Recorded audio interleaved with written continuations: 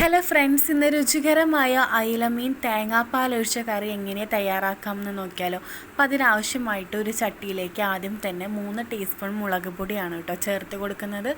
അതിനുശേഷം 3 ടീസ്പൂൺ തന്നെ മല്ലിപ്പൊടിയും പിന്നെ 1 ടീസ്പൂൺ മഞ്ഞൾപ്പൊടിയും ചേർത്ത് കൊടുക്കാം.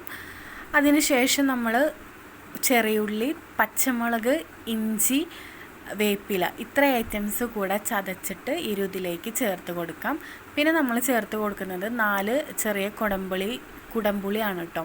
പിന്നെ ഇതിലേക്ക് നമുക്ക് ഉപ്പ് ചേർത്ത് കൊടുക്കാം. അത് ഓരോരുത്തര പാകത്തിനനുസരിച്ചുള്ള ഉപ്പ് നമുക്ക് ഇതിനാവശ്യമായിട്ട് ചേർത്ത് കൊടുക്കാം. അതിനുശേഷം നമ്മൾ കുറച്ച് തേങ്ങാപ്പാലാണ് ഇതിലേക്ക് ചേർക്കുന്നത്.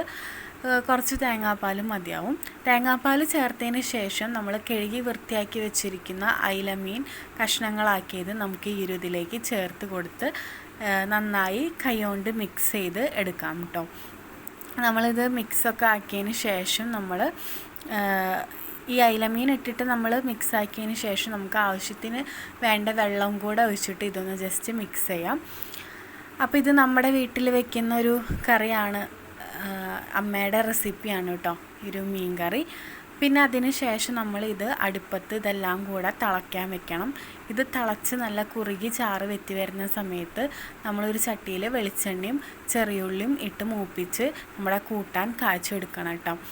അപ്പോൾ നമ്മുടെ കൂട്ടാൻ കാച്ചി വരുമ്പോഴത്തേലും നമ്മുടെ രുചികരമായ അയിലക്കറി റെഡിയാകും. Thank you.